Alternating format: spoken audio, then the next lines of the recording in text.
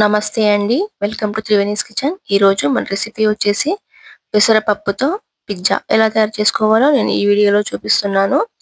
ముందుగా ఒక కప్పు పెసరపప్పును ఒక గంట పాటు నానబెట్టుకోవాలండి. పప్పు ఈ కన్సిస్టెన్సీలో రావాలి. మనం చేత్తో ఇలా నలిపితే ఈ కన్సిస్టెన్సీలో వస్తే సరిపోతుంది.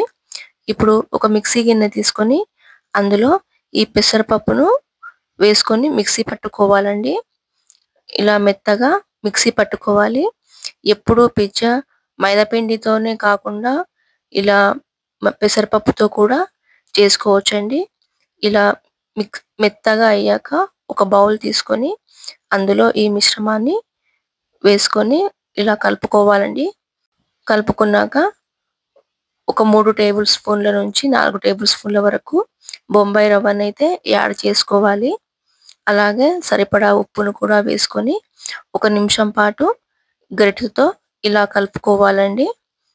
కలుపుకున్నాక ఒక పావు టేబుల్ స్పూన్ బేకింగ్ పౌడర్ కూడా వేసుకోవాలి.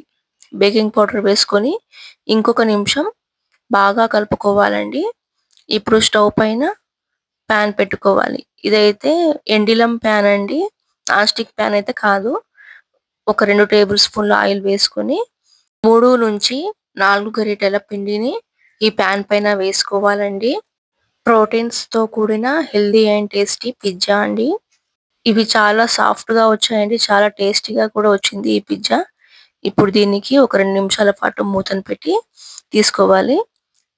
ఇప్పుడు బాగా ఉడికిందండి ఇది. ఇప్పుడు దీనికి టర్న్ చేసుకోవాలి. టర్న్ చేసుకున్నాక ఒక 2 నుంచి 3 టేబుల్ స్పూన్ల దాకా పిజ్జా సాస్ వేసుకొని ఇలా మొత్తం అడ్జస్ట్ చేసుకోవాలి. అడ్జస్ట్ చేసుకున్న తర్వాత చీజ్ని అయితే వేసేసుకోవాలి.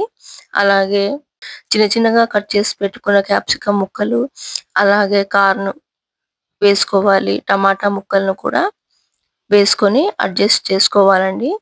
ఇప్పుడు దానిపైన మళ్ళీ చీజ్ వేసుకోవాలి. దానిపైన నేను తురుముకోవట్లేదండి, నేను ముందే తురుముకొని పక్కన పెట్టుకున్నాను.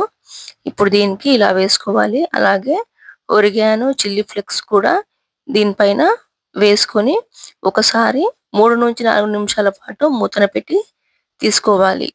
బయట నుంచి తెచ్చే పని లేకుండా ఇంట్లోనే ఇన్స్టెంట్ గా ఇలా చేసి పెట్టొచ్చండి. ఇప్పుడు పిజ్జా అయిపోయిందండి. సర్వింగ్ ప్లేట్ లో సర్వ్ చేసుకోవాలి. ఇలా కట్ చేసుకున్నాక సాఫ్ట్ గా వచ్చిందండి ఈ పిజ్జా. వీడియోనైతే లైక్ చేసి సేవ్ చేసి పెట్టుకోండి. తప్పకుండా ఒకసారి మీరు ట్రై చేసి ఎలా వచ్చిందో కామెంట్ సెక్షన్ లో కామెంట్ పెట్టండి.